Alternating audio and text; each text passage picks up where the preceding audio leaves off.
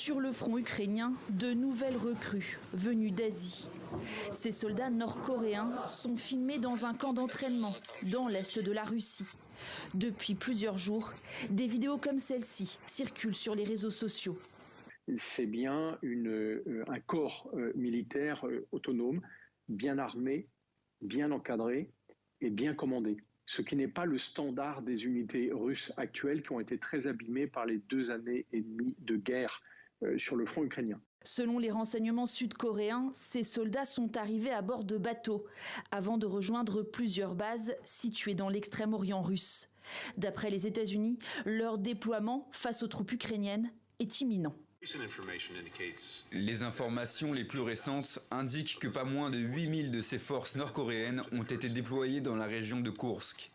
Nous n'avons pas encore vu ces troupes se déployer au combat contre les forces ukrainiennes, mais nous nous attendons à ce que cela se produise dans les prochains jours. Le Kremlin compte sur ces renforts nord-coréens pour chasser l'armée ukrainienne de Koursk, dans le sud-ouest de la Russie. En août, Kiev s'est emparé d'une partie de ce territoire. Pour chasser cette force ukrainienne qui est de l'ordre probablement de 20 000 soldats ukrainiens, il leur faut 3 à 4 fois plus de soldats. S'ils veulent faire venir pratiquement 100 000 soldats russes à cet endroit, ils sont obligés de démunir une partie du front en Ukraine. Si ni la Russie ni la Corée du Nord n'ont confirmé l'information, les deux pays affichent leur unité, comme ce vendredi à Moscou, où le chef de la diplomatie russe a reçu son homologue nord-coréenne. Des contacts très étroits ont été établis entre les militaires et les services de sécurité des deux pays.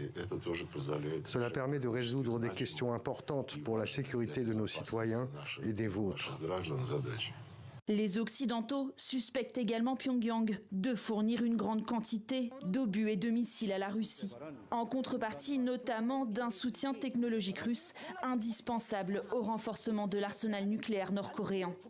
Mercredi, Washington et Séoul ont appelé la Corée du Nord à retirer ses troupes de Russie.